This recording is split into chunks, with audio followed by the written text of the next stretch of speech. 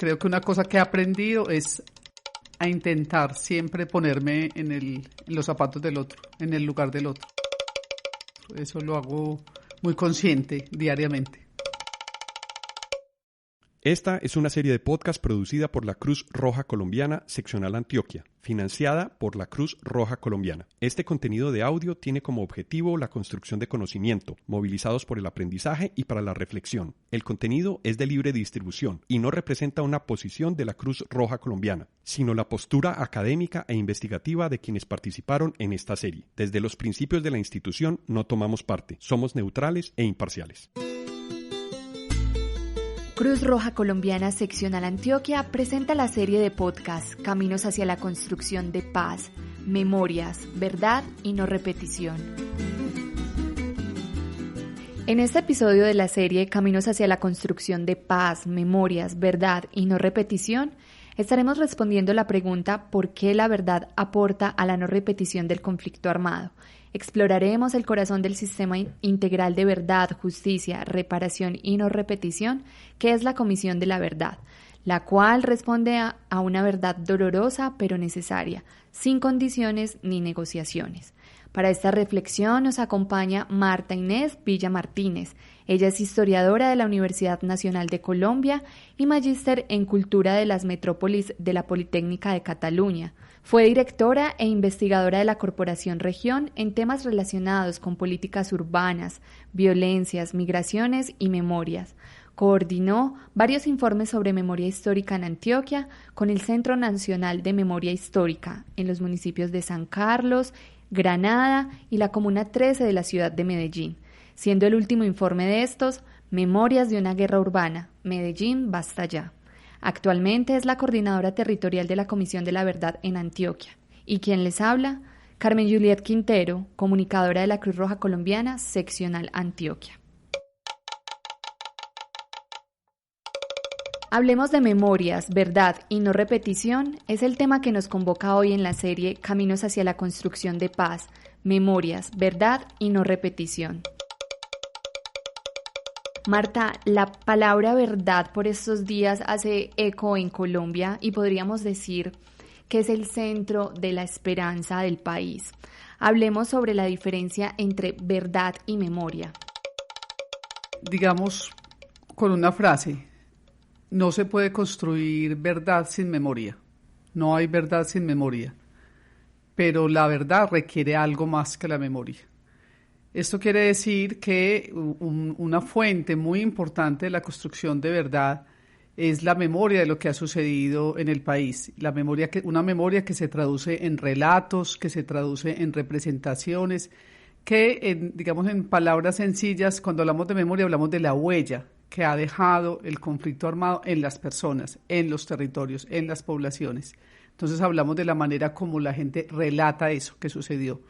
Para la Comisión de la Verdad eso se traduce en testimonios. La gente que acude a la Comisión de la Verdad cuenta su relato. En este momento tenemos alrededor de más de 15.000 testimonios en todo el país de personas que han querido dar su palabra a la Comisión de la Verdad. Cuando dicen su palabra están hablando de su memoria, de su relato. Pero para la Comisión de la Verdad ese relato es una pieza muy importante, es una pieza central, pero no basta con ella. Parte importante de la construcción de verdad es que hay que contrastar ese relato. ¿Y con qué lo contrastamos? Lo contrastamos con otras fuentes de información, con fuentes judiciales, con fuentes que nos den cuenta de la veracidad de los hechos, de la veracidad de las interpretaciones que hay allí. Entonces, resumiendo, digamos, la memoria es una pieza fundamental de la verdad. Pero la verdad es algo más que la memoria. Tiene que ver con la veracidad de los hechos y con la posibilidad de contrastar esas memorias con otras fuentes. Entonces podríamos decir que si bien la memoria es esencial, además que creo que la memoria también se puede decir que es más subjetiva, es el primer paso o es de donde se parte para llegar a una verdad. Aquí también me surge otra cuestión y es, ¿hay verdad o hay verdades? ¿Cómo en el contexto colombiano se maneja esto? Sí, o sea, la idea es que, digamos, la verdad es una construcción, pero es una construcción basada en hechos objetivos también, no solamente en interpretaciones, sino en cosas que se puedan demostrar. Precisamente la Comisión de la Verdad, el gran reto de la Comisión de la Verdad es ofrecer al país unas verdades de lo que ha sucedido, pero que son verdades verificables, que no son interpretaciones, sino que son verdades verificables, que la comisión va a dar los elementos para decir por qué esos son verdades, digamos, que requiere el país. Ahora, cuando hablamos de la verdad, pues en términos singulares, estamos hablando de una verdad colectiva, de una verdad que se construye a partir de esas verdades colectivas, ¿sí? Entonces, digamos, no existe la verdad única, pero sí existe, y la comisión aspira a construir un relato colectivo, a ofrecer un relato colectivo al país que dé cuenta de esa multiplicidad de verdades. Cuando hablamos de esa multiplicidad de verdades, estamos hablando de interpretaciones sobre lo que ha sucedido. Nosotros hemos encontrado muchos casos en los que personas diferentes que viven un mismo hecho tienen interpretaciones distintas. Por ejemplo, personas que han vivido una masacre o que vivieron un desplazamiento o que vivieron una toma armada de un pueblo. No todas las personas lo viven de la misma manera. Una masacre es vivida de manera distinta para la mamá del muchacho que masacraron, para el alcalde que le tocó enfrentarlo, para el personero que hizo la denuncia, para el policía que estuvo allí. Todas esas piezas hacen parte, ninguno de ellos está diciendo mentiras, está diciendo su verdad, su manera de haber vivido eso. Entonces, esa experiencia es muy importante. Lo mismo con el tema de las interpretaciones, una pieza de esa verdad que pretende construir la Comisión de la Verdad es ¿por qué? O sea, queremos saber qué pasó, pero queremos saber por qué. Cuando uno le pregunta a la gente ¿por qué pasó eso? ¿Usted por qué cree que hicieron esta masacre? ¿Usted por qué cree que hicieron esta toma de pueblo? Hay muchos porqués y ninguno de ellos es falso. O sea, está hablando, digamos, de una veracidad que viene de la experiencia. ¿Qué hace la comisión? Contrastar todas estas versiones de las víctimas, por ejemplo, con los responsables. La pregunta a los responsables, y por eso la Comisión de la Verdad escucha a las víctimas, es un testimonio muy importante, pero necesitamos escuchar a los responsables. Los responsables que digan, yo hice esto, mi organización hizo esto por esta razón, porque era un territorio estratégico, las razones que haya. El contraste entre esas fuentes es de donde sale, digamos, finalmente esa verdad de la que queremos hablar. Bueno, yo creo que también en todas las preguntas que tú nos mencionabas es importante también por qué es importante la verdad. Porque, digamos, parte de la posibilidad que una sociedad tiene de no repetir es comprender por qué pasó. Si nos saltamos esa página, ese paso, que es un paso, nosotros sabemos que es un paso doloroso, o sea, construir verdad no es fácil. No es fácil para las víctimas, no es fácil para responsables, no es fácil para el Estado, no es fácil para la sociedad como nosotros que estuvimos, muchos de nosotros expectantes de lo que pasaba, eso no es fácil. Es una verdad dolorosa, las cicatrices que ha dejado el conflicto armado en el país son demasiadas y nombrarlas y verlas no es fácil.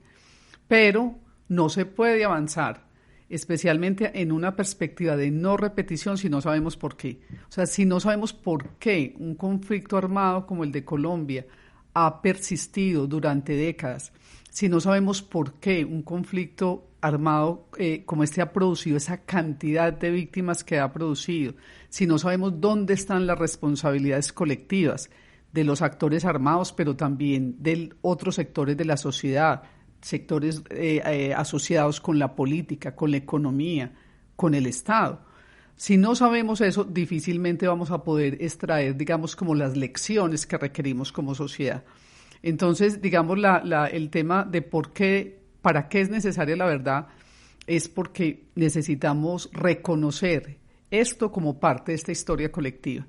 O sea, el tema de la historia del conflicto armado no es un tema de las víctimas y los victimarios. O sea, es un tema de la sociedad y necesitamos incorporar ese relato a una identidad colectiva y a un relato colectivo. Lo que ha pasado en el conflicto armado debería ser motivo de las clases de historia en este país. debería ser motivo de conversación en las escuelas, en las universidades, en las iglesias, en los medios de comunicación, porque solo así vamos a entender que es parte de un relato colectivo.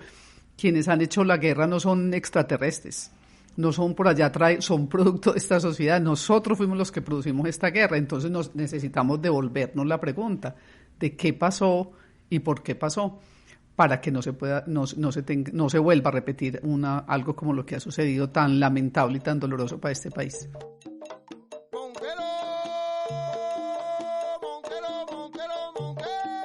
Es verdad, Marta, incluso era muy bonito lo que mencionabas ahora, y nosotros escuchamos y reconstruimos un relato. Entonces es también esa posibilidad de no solo escuchar a un lado, sino decirle a la sociedad, los estamos escuchando. Una parte, digamos, como en lo que la comisión basa su ejercicio cotidiano es escuchar todas las voces. O sea, realmente, y esto pues se los puedo pues decir con toda mi experiencia, es que estamos escuchando a todas las personas. O sea, ciertamente quienes primero acudieron a la comisión son las víctimas, por algo totalmente natural y legítimo, requerían ser escuchadas, todavía lo requieren. O sea, aun cuando la comisión produzca su informe final, vamos a seguir requiriendo tiempo para la palabra y para la expresión y para el reconocimiento de las víctimas. La necesidad de reconocimiento no va a terminar con que la Comisión de la Verdad produzca un informe. Es la sociedad la que tiene que crear esas condiciones para que esa palabra sea dicha, para que esa experiencia sea reconocida, para que ese dolor y ese sufrimiento de las víctimas sea reconocido como parte de una experiencia colectiva, como sociedad y como humanidad. Es natural que las víctimas sean quienes más han acudido y a quienes más hemos escuchado, pero también están llegando a la comisión voces de responsables. En este tiempo, por ejemplo, este año pues de pandemia, que hemos estado encerrados todos, paradójicamente han llegado muchos testimonios, por ejemplo, de fuerza pública, de personas que han estado, que incluso han pagado cárcel, que se han acogido a la JEP por el tema, digamos, por ejemplo, de ejecuciones extrajudiciales. Pero en este momento estamos escuchando muchísimo a FARC. O sea, vengo de una entrevista colectiva con FARC, donde ellos están también diciendo su palabra. Y tenemos testimonios de responsables, por ejemplo, de las autodefensas, que no están en el sistema integral, pero que estuvieron en Justicia y Paz, que ya pagaron pena muchos, pero que hoy dicen, mire, yo ya pagué pena, pero yo quiero contribuir a la verdad, porque lo que yo dije, por las condiciones particulares del sistema de Justicia y Paz, este relato no fue oído por el país, entonces queremos decírselo a la Comisión de la Verdad. Entonces, todas esas voces hacen parte, digamos, del relato. Ahora, hay otras voces que necesitamos seguir escuchando, lo decías ahorita. La comisión habla de terceros civiles responsables, ¿cierto? O sea, que son personas que no fueron combatientes, que incluso no fueron parte de los ejércitos, pero que por una u otra razón tuvieron una responsabilidad en el conflicto armado, como financiadores, por ejemplo, como legitimadores políticos. O sea, todo el tema, por ejemplo, de la parapolítica que escuchamos tanto hablar a principios de la década del 2000, ese tema de la parapolítica es un tema de las que tenemos que esclarecer como país, porque eso tiene que ver con cómo sectores de la clase política hicieron uso de actores armados para desarrollar o para buscar el cumplimiento de determinados intereses. Entonces, esos terceros civiles también necesitamos escucharlos. Marta, hablemos en términos generales. ¿Qué es una comisión de la verdad? No solo en el ámbito colombiano, sino en general. Las comisiones de la verdad han nacido en el mundo normalmente en procesos, digamos, de finalización de conflictos armados, y generalmente nacen con esa pretensión de saber qué pasó y cuáles son las responsabilidades de eso que pasó. Ahora, cada una ha tenido formas diferentes en la composición, en la duración, en el mandato también. Hay comisiones que tienen un mandato más concreto, pues es producir un informe, por ejemplo. La Comisión de la Verdad de Colombia tiene un mandato muy amplio son 13 puntos, digamos, los que tiene la comisión, y ese mandato tiene que ver con el tema del esclarecimiento, de dar cuenta del origen de los grupos paramilitares, de hablar del impacto del conflicto armado en los territorios, de hablar de algo muy importante que la gente desconoce mucho. También hace parte del mandato de la comisión saber los impactos que el conflicto armado tuvo en los excombatientes. Esta parte es muy importante porque con eso la comisión quiere decir quienes hicieron la guerra son humanos, son personas que también han visto comprometidos su dignidad, su estabilidad, su proyecto individual y colectivo en eso, y la comisión quiere dar cuenta de esto, porque finalmente en todo esto la pregunta es ¿a quién le hizo bien la guerra? ¿A quién le hizo? ¿A quién benefició esta guerra que hemos padecido? Entonces, la comisión también habla de otro punto que es supremamente importante, que son las resistencias, las transformaciones que generó el conflicto armado en la sociedad civil, en las organizaciones. Y esto es muy importante porque, miren, un conflicto con la persistencia que ha tenido en Colombia no solamente ha sido guerra, o sea, este conflicto ha coexistido permanentemente con intentos de paz, con esfuerzos de muchos sectores de la sociedad por parar la guerra, por mediarla, entre otras instituciones como esta. O sea, que han tenido que ver con una intervención, por una humanización del conflicto armado, por una atención a esas víctimas de manera inmediata. Entonces también parte del mandato es decir, ¿qué pasó con la sociedad durante este conflicto armado? ¿Cómo la sociedad respondió? Y en esto hay cosas increíbles, pues o sea, realmente lo que uno encuentra en los territorios con las organizaciones de víctimas, con las organizaciones sociales, pero incluso también con la institucionalidad pública. O sea, nosotros hemos encontrado respuestas increíbles también de instituciones en los territorios que han hecho de todo por evitar impactos del conflicto armado, por proteger a la gente. Entonces, parte, digamos, del mandato también es decir, bueno, ¿qué pasó con la sociedad? ¿Cuáles han sido las resistencias y las formas de responder? El periodo, digamos, de las comisiones también cambia mucho. Hay comisiones que han tenido un año para el ejercicio de su mandato, 18 meses. La Comisión de la Verdad en Colombia, esta comisión tiene 3 años. A nosotros nos parece muy poquito, pues cuando estamos, digamos, en la tarea cotidiana y vemos que el reloj empieza a correr ya en cuenta regresiva.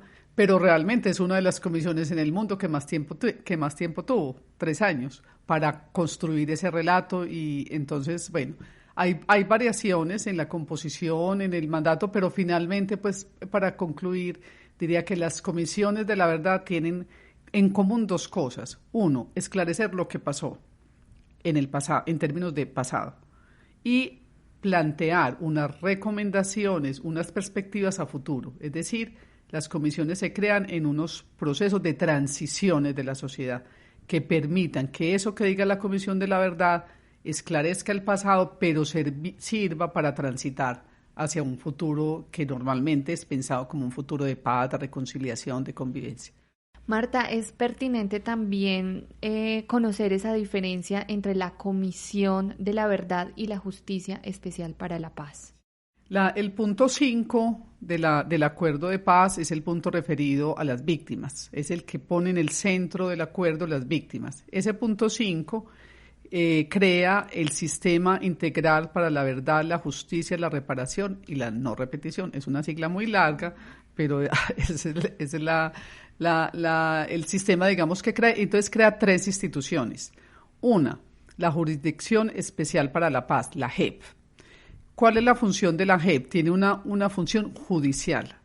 La JEP va a escuchar a los responsables y va a establecer si esos responsables son o no culpables, dicen o no dicen la verdad, y va a establecer unas penas, unas sanciones de acuerdo a lo acordado, digamos, en el acuerdo de paz. Entonces tiene una función judicial y tiene un periodo entre 15 y 20 años. La Unidad para la Búsqueda de las Personas Desaparecidas es la otra institución creada. Esa unidad es muy importante porque la función de la unidad es una función, el sentido es totalmente humanitario. O sea, ustedes lo saben, si hay algo que sea más de las cosas más penosas del conflicto armado, es la existencia de personas desaparecidas y no encontradas. ¿Por qué? Porque la gente las va a seguir buscando hasta que las encuentre y quiere saber de ellas. Entonces, la idea es que esta unidad de búsqueda para de personas desaparecidas ayude a buscar de inmediato con la información de los actores armados que están acudiendo a la JEP, que están acudiendo a la Comisión de la Verdad, a encontrar esas personas. Entonces muchos actores están dando información sobre fosas comunes, sobre lugares, y la unidad de búsqueda hace esa búsqueda, digamos, con esa información. La unidad de búsqueda para las personas desaparecidas tiene una duración de 20 años. Y ahí finalmente está la Comisión para el Esclarecimiento de la Verdad. La Comisión para el Esclarecimiento de la Verdad, primero, tiene un carácter extrajudicial. ¿Qué quiere decir eso? Que nada de lo que la Comisión diga o escuche puede tener efectos judiciales. Nosotros no podemos llevar ninguno de los testimonios que nosotros recibimos ni a la justicia ordinaria, ni siquiera a la JEP, porque el único imperativo de lo que hace que una persona acuda a la Comisión de la Verdad es un imperativo ético. Es saber, es contribuir a la verdad. Entonces, este carácter extrajudicial lo diferencia totalmente de la Jurisdicción Especial para la Paz. Nosotros no establecemos responsabilidades individuales. Nosotros hablamos, en la comisión se habla de la identificación de patrones, de cuáles son como esas formas sistemáticas del conflicto armado y cuáles son esas responsabilidades colectivas. Nosotros no vamos a decir que X o Y personas fueron culpables. Esa no es la misión, digamos, de la comisión. Y finalmente, entonces, está el tema de la duración. De las 3 instituciones, la Comisión de la Verdad tiene una duración de 3 años.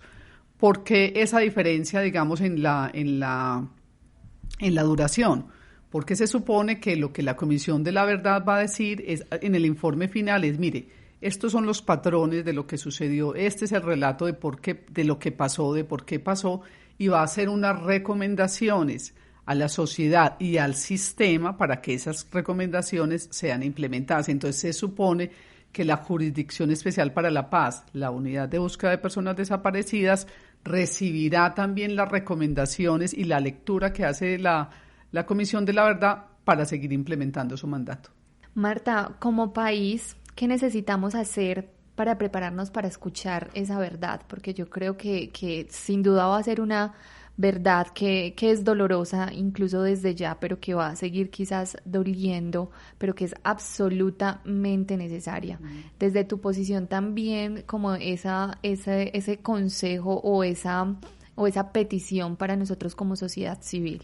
Yo creo que hay varias cosas. O sea, una es entender que lo que decía al inicio, que para avanzar en la paz requerimos verdad. Es imposible construir un camino hacia adelante si no sabemos ese camino tortuoso, por qué fue así de tortuoso, ¿cierto? Eso es como lo primero. Entonces, en ese sentido, entender que la verdad no es enemiga de la paz, que la verdad no puede ser un obstáculo para avanzar en ese camino que sigue, sino que por el contrario nos dará elementos para ser una mejor sociedad.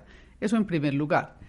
En segundo lugar, creo que hay un tema como de una disposición social para, digamos, entender que es duro construir la verdad. O sea, que no se trata solamente, yo creo que lo que ha pasado estos días con FARC ha sido muy diciente y muy significativo en ese sentido, porque dice, no basta con firmar un acuerdo, no basta con eso, hace 4 años se firmó, no bastaba con eso, no basta ni siquiera con acudir a la JEP o con ser parte de la Comisión de la Verdad, hace falta un proceso que es subjetivo, que es individual incluso, que es ético. Y ese proceso es muy, digamos, lo que nosotros observado es que nace mucho del encuentro y de la palabra de las víctimas. O sea, si hay algo que conmueve humanamente a los victimarios y a las responsables, es la voz de las víctimas. Entonces, solo ahora que se está empezando a escuchar con más fuerza a las víctimas y los reclamos de verdad de las víctimas, que son distintos, no todas las víctimas quieren la misma verdad, no todas ellas reclaman la misma verdad, los actores armados. Entonces ahí yo creo que hay como una enseñanza y un llamado, y es, la verdad se construye, pero es un proceso, eso no es un decreto. Eso es un proceso que va sucediendo en las víctimas, que va sucediendo en los victimarios, entonces que como sociedad tenemos que entender que ese proceso requiere tiempo. Y la tercera, diría yo, la tercera clave es que no hay una verdad revelada. O sea, yo creo que entender que es una construcción, entender que es una verdad que nos implica, en esto quisiera como hacer énfasis, porque creo que parte del reto es que no es una verdad de los otros, sino que es una verdad que nos hace preguntas como sociedad. Yo creo que tenemos muchas preguntas, muchas reflexiones que no hemos hecho sobre los silencios, sobre la manera como fuimos indolentes ante la guerra, como la manera como fuimos complacientes en otras circunstancias con la guerra, la manera como justificamos unos hechos de guerra y condenamos otros de manera arbitraria. Entonces yo creo que hay muchas preguntas. Creo que mover el tema de la verdad de los actores armados también va a ser una necesidad. O sea, que no solamente ellos dicen una verdad, sino que tenemos que construir una verdad como sociedad que nos interpela, nos tiene que interpelar, porque si no, vamos a seguir pensando que eso es una cosa de otros.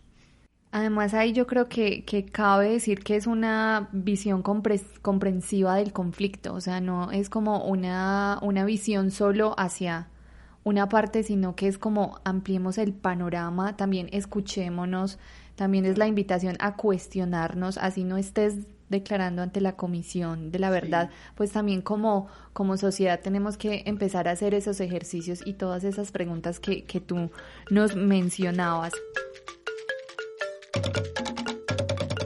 ¿De qué manera la verdad aporta a la no repetición del conflicto armado o es esa garantía a la no repetición? Pues digamos que en el sentido de que lo que se busca la verdad, o sea, al encontrar una explicación de qué pasó, por qué pasó y dónde están las responsabilidades, esa verdad también debería decir entonces qué es lo que hay que hacer para que no se repita, ¿cierto? En esa reflexión la está haciendo la comisión ya. Entonces, cuando uno se pregunta ¿por qué pasó? Hay muchas respuestas. Bueno, pasó porque el Estado no estuvo presente, porque hubo un abandono del Estado en relación con los territorios. Pasó porque había intereses económicos que primaron a la hora de la defensa, digamos, del territorio.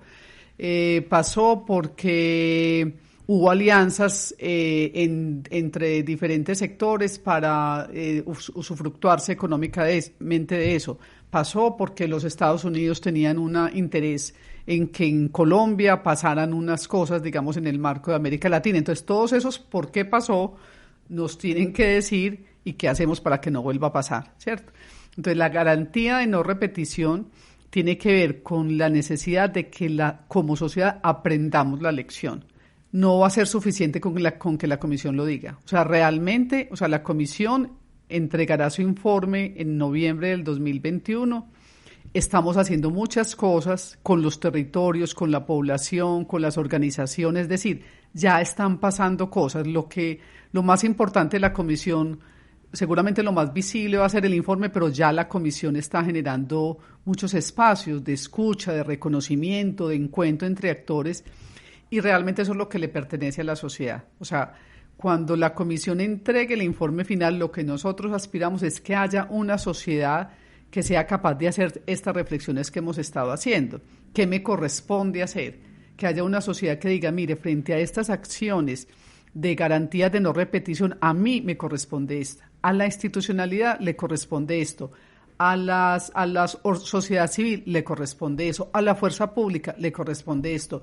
A las mujeres nos corresponde esto, a los grupos juveniles nos corresponde eso. Es decir, yo creo que esas recomendaciones de garantías de no repetición tienen que tener un asidero social, político e institucional que garantice que efectivamente eso no se vuelva a repetir, porque si no va a ser una recomendación y necesitamos que gente se haga cargo de eso, que instituciones se hagan cargo de eso, por lo que decía ahorita, porque eso no va a ser magia, o sea, esto no va a ser un milagro, esto va a ser una transformación de la sociedad y producir ese tránsito de la sociedad requiere que la sociedad se haga cargo. Así es, yo creo que todos estamos en ese tránsito y no es dejar como esas tareas a las autoridades, a los gobiernos, sino que también es una tarea grandísima como sociedad civil, que es primero también abrirnos a escuchar, abrirnos como a leer esas otras como miradas que se tienen del conflicto,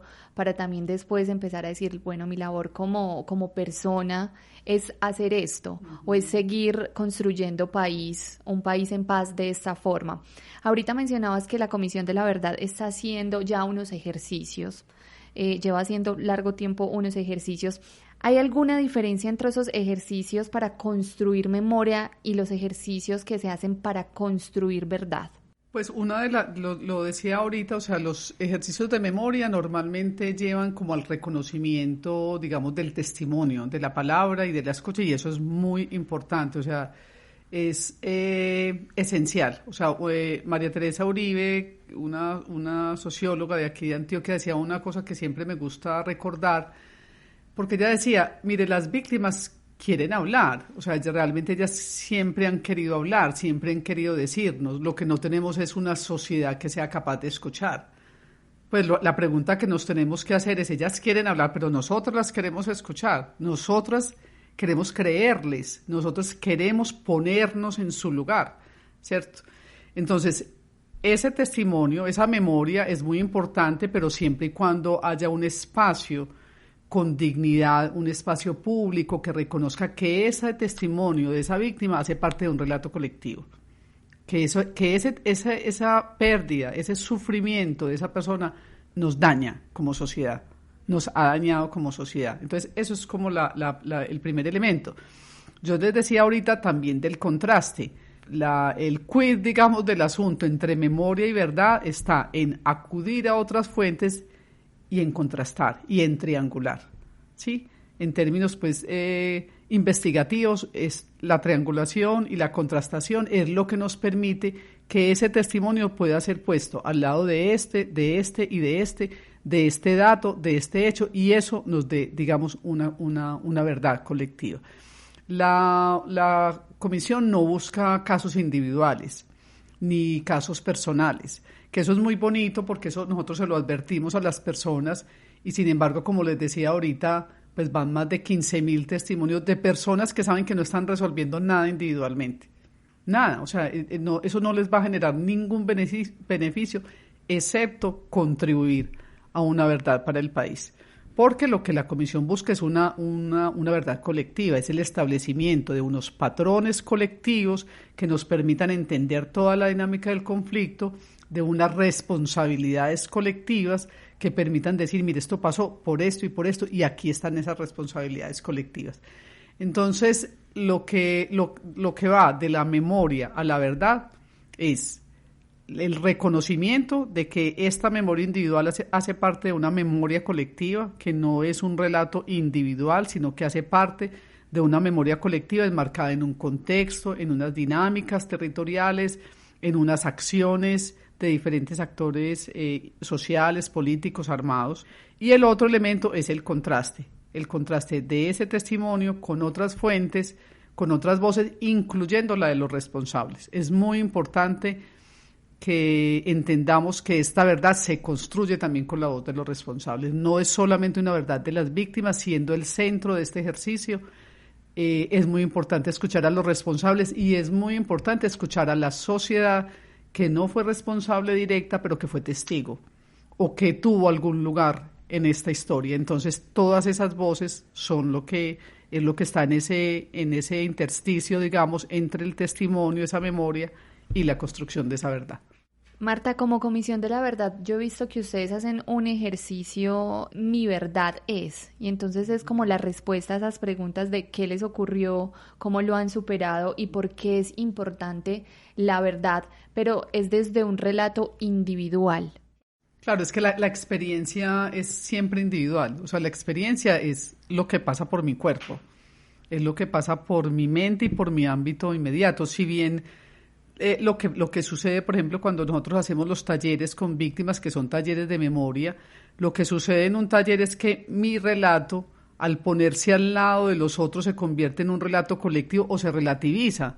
Eso es muy bonito porque es como, yo viví esta masacre, Pero cuando yo escucho, eso nos sucedió cuando hicimos el trabajo de memoria histórica en San Carlos.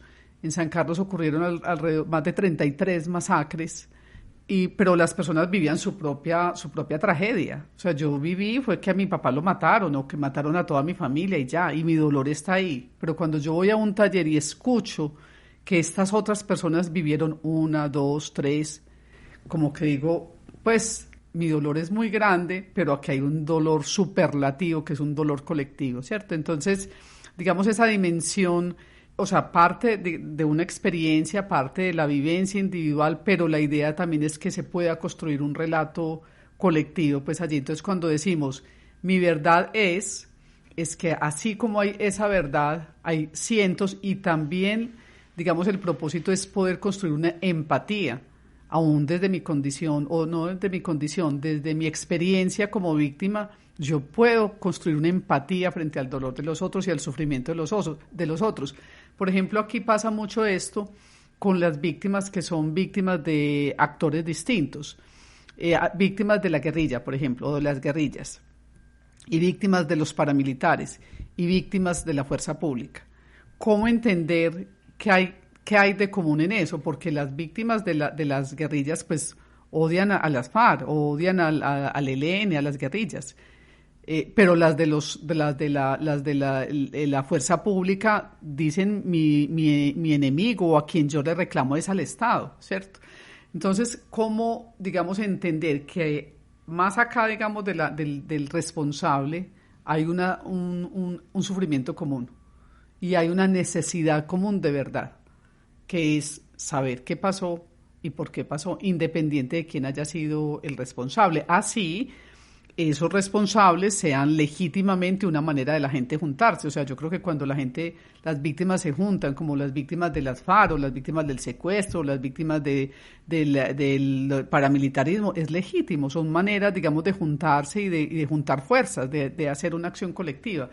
Pero sí pretendemos que más allá, digamos, del tema de la responsabilidad, haya un sentimiento común y un reconocimiento común en términos de los impactos y de lo que ha sucedido. Claro, yo creo que ahí también hay como que se vuelven a hilar algunos tejidos sociales como en esos encuentros y en decir yo tengo este dolor, lo comparto, pero también escucho el dolor del otro y quizás también desde el sentimiento lo empiezo a compartir y empiezo como a tener esa mirada empática con el otro. Sí, miren, ahí hay una cosa que nosotros hacemos como comisión. Uno de los objetivos de la comisión, bueno, el primero era el esclarecimiento, que tiene que ver con todo esto que estamos hablando, cómo se construye la verdad, el contraste, las fuentes, pero otro objetivo es el reconocimiento. Y en el reconocimiento hablamos de dos cosas: reconocimiento de la dignidad de las víctimas, que tiene que ver con esto que les decía ahorita, o sea, cómo crear un espacio de escucha, de país, que nos permita condolernos con ese otro, que nos permita entender el drama que hay ahí, el drama humano y el drama social que hay ahí. Pero el otro reconocimiento es el reconocimiento de los responsables, de las responsabilidades. Entonces, parte de este proceso de reconocimiento de responsabilidades es posibilitar el encuentro entre responsables y víctimas. Cuando hemos hecho esto, lo que uno encuentra es que realmente hay un encuentro entre humanos, y que es posible a veces, esto es un proceso, que es posible cuando un responsable escucha a una víctima. Normalmente lo que nosotros hemos vivido es que quedan los actores armados muchas veces justifican lo que han hecho por un contexto social o político, pero cuando ellos escuchan a una mamá decirle, mire, yo entiendo todo eso que usted me está diciendo, pero dígame usted por qué se llevó a mi hijo, dígame dónde está mi hijo. Eso es un encuentro con lo humano, con la condición humana, que es difícilmente justificable. Cuando un responsable escucha a una víctima, casi nunca tiene argumentos para justificar lo que hizo. Pero entonces digamos, lo potente de todo esto y lo bonito, pues en términos humanos, es que también las víctimas, cuando escuchan a un responsable, cuando le escuchan decir perdón, cuando le escuchan decir, mire, ¿sabe qué? Esta guerra no nos convino a nadie, nos equivocamos. Esto que hicimos no tiene ninguna justificación. Eso les hace poner también a las víctimas en otro lugar y es la comprensión de que allí estamos frente a humanos que tienen también la capacidad de reconocer la equivocación y también tienen la capacidad de transformación. Entonces esto, digamos, como sociedad es muy importante porque finalmente el gran objetivo de la comisión es el tercer objetivo, que es la convivencia y es la no repetición. O sea, es que efectivamente como sociedad podamos avanzar en prácticas de convivencia, en encuentro entre diferentes, en que los contradictores no sean enemigos, en que entendamos como sociedad que las diferencias podemos resolverlas sin recurrir a las armas, que podemos escuchar al otro sin hacer de ese otro que es mi adversario políticamente un enemigo, que no hay que eliminar a los adversarios o a los que compiten políticamente, no hay que eliminarlos. Y sobre todo también que debe haber una institucionalidad que rescate el objetivo máximo, digamos, de la Constitución, que es proteger a sus ciudadanos.